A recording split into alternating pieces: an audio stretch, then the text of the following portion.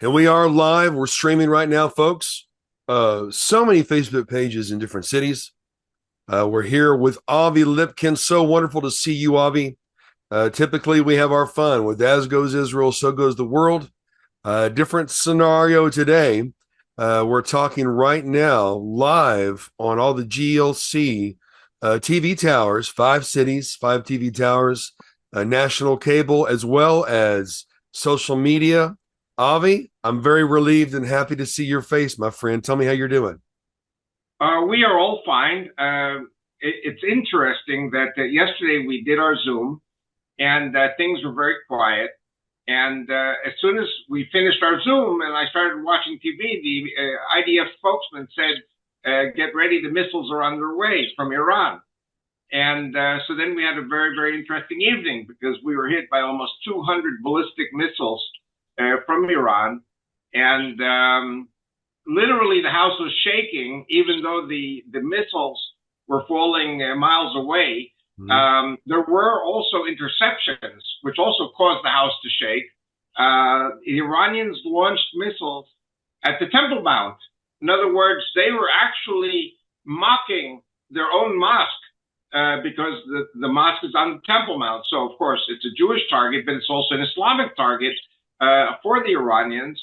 And they were firing missiles all over the country. I mean, and the purpose was half-ton dynamite warheads can kill many people. But because the Israeli people are very, very disciplined by the Israeli government and army, the Israeli public was in the safe rooms. So therefore, nobody was killed. There was one fatality in Jericho, which is Palestinian Authority. And actually, that was a policeman training at a camp of the Palestinians in Jericho. He was from Jabalia in Gaza. And so he was actually training. So it just shows that we know that there are people training to be Palestinian Authority policemen in what they call the day after. So there was one Palestinian killed, 4 injured. There were a number of Israelis who were injured. There were about 3 injured from shrapnel. There were always some who fall, running to the safe rooms, to the shelters. So we had a few of those also. But the amazing thing is there were no fatalities with 200 ballistic missiles. That was a miracle. That's God amazing right there. Yes. So God was shielding us. On the other hand, 2 Arabs from Hebron, from Hebron, from the Palestinian Authority, came with a Carlo submachine gun on the Israeli metro liner. And they killed an Israeli soldier first. After they killed the Israeli soldier, they took his gun, an M16, which is much better than a Carlo. And then they started on a rampage, and they killed 7. There are about another 10 people in hospital. So it's interesting that 200 ballistic missiles don't kill anyone, but 2 terrorists come from Hebron, who were illegally in Israel, killed 7 people. So this is the problem. You know, we are waging a war on 7 fronts. And Gaza, we're still fighting in Gaza, but the Israeli military has done a very good job in grinding down the capabilities in Gaza. And the fact is that there are virtually no rockets being fired from Gaza. Then we were warned that if we went up north into Lebanon, we would lose 15,000 people. And as I said before, we have not lost yet one person from rocket shelling or Hezbollah attack throughout Israel. But of course, one of the targets that we hit in the Dahia in Beirut was a general from the Iranian military. And so they say because of Nasrallah and because of other people we took out, that they were going to take their revenge. And so their revenge was 200 rockets last night. I don't know, yesterday you and I were considering doing a live broadcast, but because we May have a little delay there. Are you there, Avi? Our prayers are definitely with the people of Israel, the apple of God's eye. generals, and which is, I mean, think for a moment that in another hour we start our New Year holiday of Rosh Hashanah, and Netanyahu is not with his family. He is in the safe room with the generals, planning the next steps. And Rosh Hashanah is the Thursday, Friday, Saturday. Actually, Thursday, Friday, but then the Sabbath comes on Saturday, and that also means we have a 3-day holiday. But it looks like there's no holiday for Netanyahu, and so he's now with his top generals reviewing what we're going to do. And I really shouldn't talk because I'm a nobody. I'm not a general, and I'm not a member of the Knesset, at least not yet. The plan for Iran, and everybody knows this, I'm not the only one who's saying this. Plan number one is to bankrupt the Iranian government by destroying the oil and gas in Khorramshahr, Bandar Abbas in Iran. We can do it. We did it in Yemen twice at the port of Hodeidah. We can do it in Bandar Abbas and the west coast of Iran. And also the plan is to strike at certain parts of the nuclear program. We probably cannot stop the nuclear program, but we can put it back a few years. So I don't know yet what's going to happen. Of course, President Biden is saying to Israel, don't.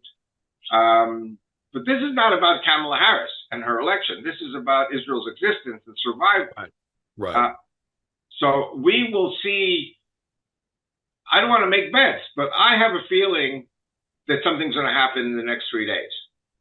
And actually, one of the reasons it's good to have an attack on Iran now is that because of the Rosh Hashanah holiday and the Sabbath, you have 2 days of Rosh Hashanah, Sabbath is the 3rd day, 3 days people are at home, people are not working. So the potential targets of the Iranians are very much secure in the private homes and ready to go immediately into the bomb shelters. We have a 9 to 10 to 11 minute forewarning when the missiles are being launched from Iran. And actually, the United States military is playing an important role in warning Israel. From the satellites, when you see they have a certain type of warming up process that is picked up on the satellites. And when we see this, we know the missiles will be on their way to Israel within 9, 10 to 11 minutes. We had the same kind of warning from the Americans during Desert Storm with Saddam Hussein. So there are certain technologies that, and others that, of course, I don't know about. Iran is thoroughly ridden with Israeli spies and American spies. They don't even know who's who in Iran. And the Iranian leadership is very afraid that they've been, burrowed into by Western spies. I think it's fair to say that the vast majority of Iranians are just waiting to overthrow the regime.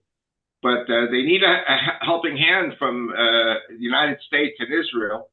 And if the United States says, well, we have elections on November 5th, then maybe Israel will have to go it alone. If you take out the oil and gas in Khorramshahr and Bandar Abbas, you destroy 80% of the economy of Iran. There will be demonstrations in the streets of Iran to overthrow that government because the government is crazy.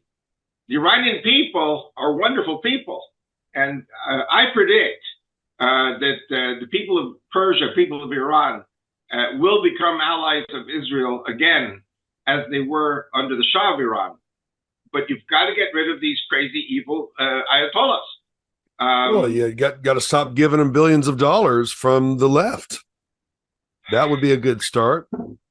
Well, listen, the plan of the left was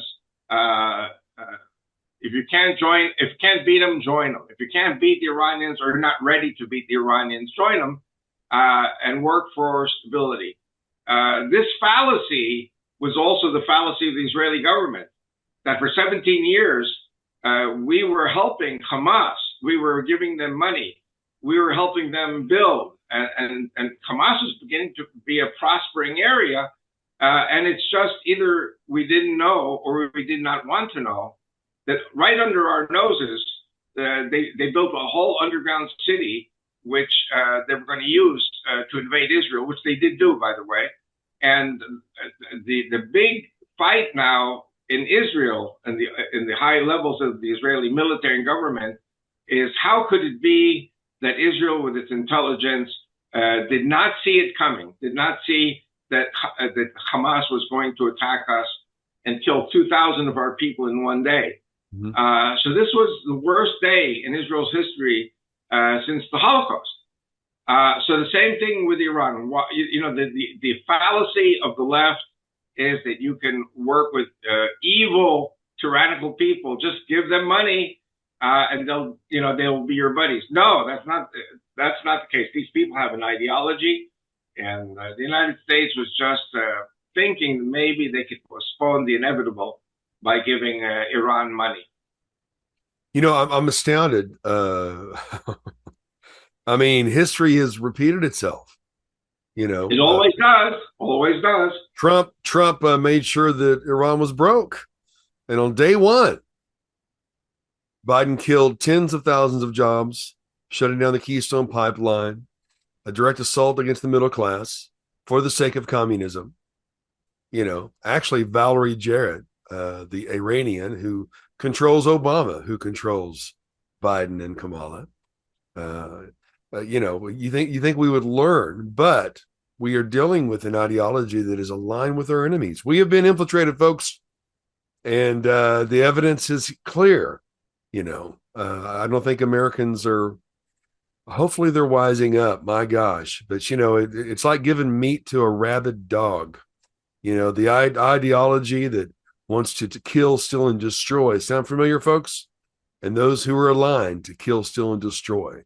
The rise of anti-Semitism and the worship of Moloch in America. There you go. And they're all gravitating to one area. And we've got to be wise, folks. We've got to be smarter than this.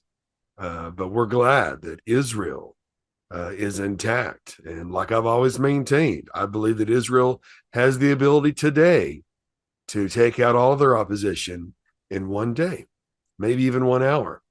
But it's because of the restraint of Israel that these people who are continually equipped by our government to attack them, that they're still alive. Unlike Israel, Iran, and I'm glad most people are home in Israel, but they are still targeting the areas where they will have the highest body count. And Israel seems to be the only one worried in this war about taking too much casualties. And so here we are, folks. But this is all coming together. It's all making sense, isn't it? But we're so happy that it's fun. I thought you were asking me a question. Another thing, which is very, very important, is that Lebanon, today it was our second day of the invasion of Lebanon. Right. And we have lost, as far as it's been publicized, we have lost 2 soldiers already in a fierce battle in a village overlooking the border with Israel. And there was shooting. There was a battle between Israel and the Hezbollah terrorists. And the news announcer was saying the reason we cannot just send in the Air Force and blow everything to kingdom come is because underneath the buildings in that little town are tunnels going straight to the Israeli border. And if you destroy the buildings, it's very, very hard to find out where the tunnels are. We have to go in there and find the tunnels, find the weapons they have, see how far the tunnels have gone. And for that, we have to fight hand-to-hand combat with the Hezbollah terrorists. Because the plan of the Hezbollah terrorists which, by the way, was paid for by Iran, which, by the way, was paid for by the U.S. president and the There you Democrats. go. Yeah. The purpose of these tunnels was to overwhelm the north of Israel with terrorists in the thousands coming across the border, raping, killing, pillaging, burning people to death, chopping heads off. I have to tell you one thing. I don't know if I mentioned this in the past with you, but in 1996, in November, when Netanyahu just became prime minister for the first time, I had the honor of participating in general staff war games. And one of the scenarios that we were told, which is, by the way, something I gave them, because of a Christian messianic leader in Colorado who called me with this secret information, which is verified, and that was that Hezbollah in 1996 was preparing to conquer a third of Israel, the north and the third of Israel, and so this is part of the war games. We were told 3 days the north of Israel would be under Hezbollah occupation. That thousands of Israelis would be killed. That's the reason that the Israeli government forced 60,000 residents of the north to be evacuated to hotels to get them away from the border area. Because the fact is, to this day, we still don't know where the tunnels end. So this is like Gaza. Gaza, by the way, they're still digging tunnels into Israel. We're still fighting war with the Gaza Hamas. They're digging tunnels. And President Biden says don't. So it's like, President Biden says, oh, we're going to defend Israel. I believe that. But they're not going to let Israel win. That's the important thing. We have to defeat the enemy. It's like Nazi Germany at the end of World War II, that you're not allowed to defeat them. You've got to negotiate with them, and you have to have don't. But the Allies didn't have don't. The French and the British and the Americans established 3 military zones in West Germany. The Russians, of course, had the Russian zone. And fighting went on with groups of Nazis until 1947. That's 2 years of fighting hardcore Nazi groups. So we have hardcore Islamic groups in Gaza and in Lebanon. This is not over by a long shot. This is going to be a long war. Very, very frustrating, and of course, only 18 of the millions of Nazis were tried in the Nuremberg trials. Did you know that, folks? Only 18 of them were executed. The others were absorbed into America and Russia and other parts of the world. And of course, the Nazis in Ukraine were never disbanded. The Adolf Brigade is in existence to this day. How about that? Bet you didn't know that, folks. So we are reaping the rewards of not finishing the job. And here we are, the same ideologies that are running this administration, the same players, the same associations. And again, it's all about attacking God's people. And you better wake up to that fact. Our prayers are with you, Avi, and we're just so grateful that you're okay. What are the latest words from Netanyahu? I've been searching some of the other media. Of course, you can't believe most of what you're seeing and half of what you're hearing, but there's a resolution in your voice and in the attitudes of the Israelis, especially when Netanyahu has said enough is enough. What's the latest words from Netanyahu? Well, Netanyahu was saying to the Iranian leadership, if you hit us, we hit you back. Yeah. And they hit us. They hit us yesterday. So this will not be over, I believe, until the Iranian leadership is removed. We need regime change. We need to free the people of Iran. I was surprised in 2009 when Obama was president and young girls in the streets were being shot by snipers. Yeah. By Iranian snipers. And the whole world had been expecting Obama to do something about it, but he didn't do anything about it. No. And all I can say is I think we're down to the wire right now. The fighting in Lebanon will also continue.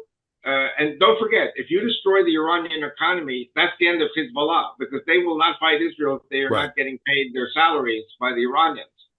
So actually, Israel is fighting the world's war. I don't want to say the world war, fighting the world's war. We are doing the fighting for Judeo-Christian Western civilization and democracy, and we cannot stop until the Lebanese people are free. I know they're talking now about putting together an alliance between the Christians, the Druze, and the Sunni Muslims in Lebanon, having new elections, and putting the Shiite Hezbollah out of business. You know, you know enough to know that Lebanon used to be the Paris. Oh, Used is to it be the Paris of the Middle East? Paris of the Middle East. Lebanon, we were always saying Lebanon would be the second country to recognize Israel. Mm-hmm. Our relations with Lebanese people was always a good relationship, even with the Shiites, until the Iranians sent in Hezbollah and killed anybody who refused to become an enemy of Israel. So this is an anomaly from 1982, 81. And the Lebanese people want to be free. They want their economy to blossom again. That can only happen when the Shiites are put down. When Iran is put down, I would think the United States, as a liberal, free, democratic country, should have been in the forefront to overcome Iran, overthrow the Hezbollah in Lebanon, overthrow the Hamas in Gaza, and yet everything has to be done by Israel. Israel by its lonesome. And Well, it's because President Biden says, you know, don't, because some lady, I don't know if she's a lady, but she wants to be president of the U.S. and she is violently, virulently against Israel. of course she is, but you know she has no more class or control or leadership than the man on the moon. You know, bottom line is that Valerie Jarrett, the Iranian, who ran the Obama administration, even moved into one of his mansions after his presidency. That's the head of the snake. I know that's a big statement, but think about it. She's controlling Obama. Obama's controlling Biden and Kamala Harris, and they're giving billions of dollars to Iran. Right. Take care of that problem, and you take care of Iran. Iran needs to be broke again. You know, where do you think, as a Sovietologist, where do you think Putin stands in all of this? Is he just standing from afar and watching, grabbing his popcorn and watching the show? You know, go ahead.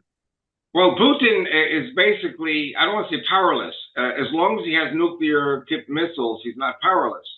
Right. But the moment Iran becomes a free nation and the people of Iran are free, Russia and China and North Korea have lost a partner.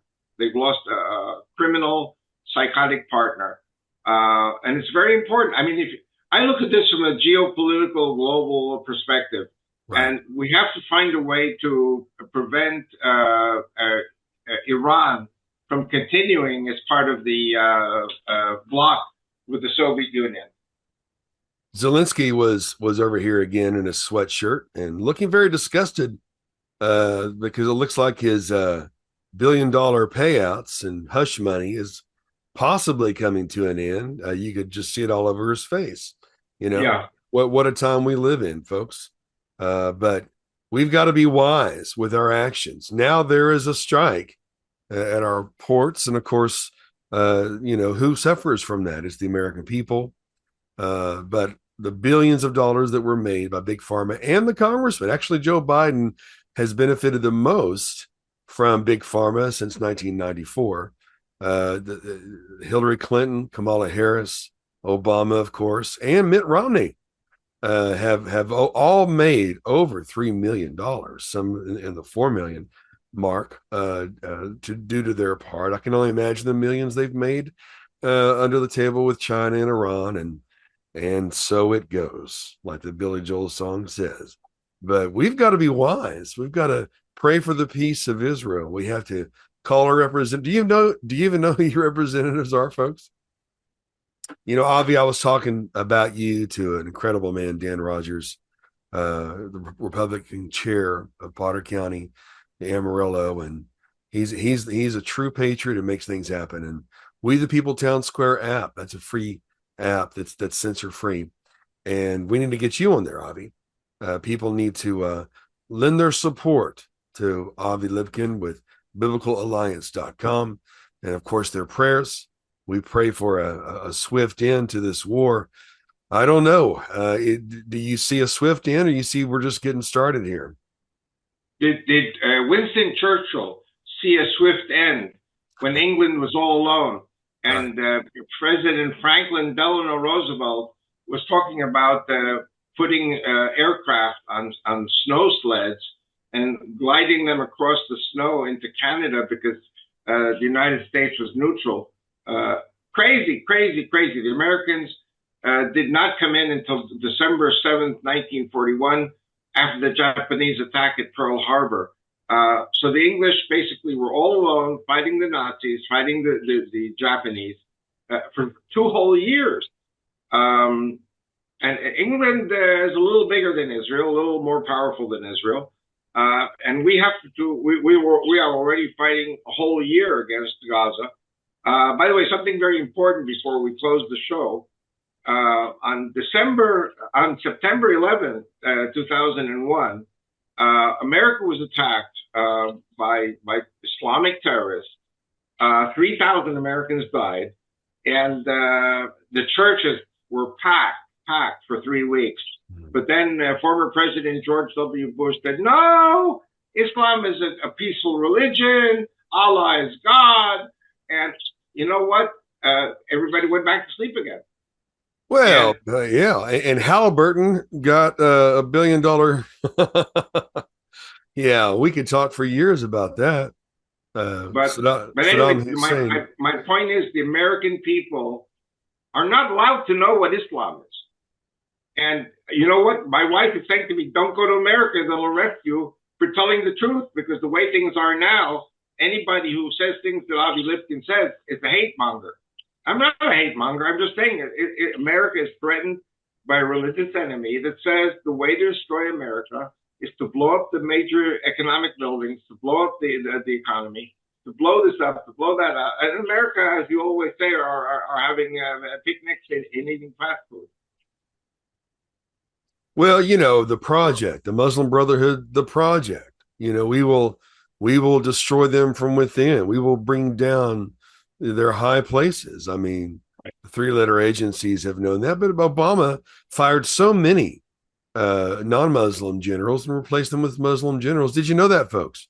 Did you know that Biden shut down the peace talks because he wanted Hezbollah and Hamas to be included? Well, they're not nations. Biden did that. He armed Iran. He shut down the Abraham Accords. Okay, folks? And you're just trying to decide who to vote for? Are you serious? Wake up. Fight the battles that so your children don't have to, for God's sake. Pray for the peace of Israel. Stand up. Be a man, and stand with your allies, our only ally. We love you, Avi. Love you too. Happy New Year from Israel.